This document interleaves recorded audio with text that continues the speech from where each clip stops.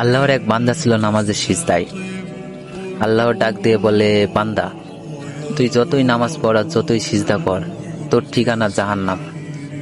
এ কথা শুনে বান্দাটি বলতেছে, আলহামদুলিল্লাহ।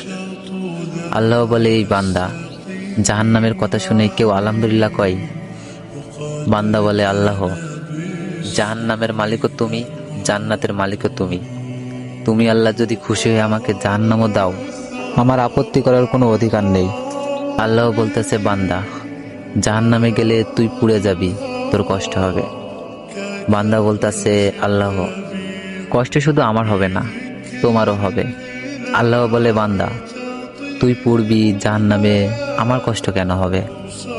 বান্দা বলে, আল্লাহ, মায়ের কোলে সন্তান যদি পানিতে পড়ে যায়, তাহলে দুনিয়ার কোনো মাই যেমন দূরে দাঁড়িয়ে থাকতে পারে না, দৌড়ে গিয়ে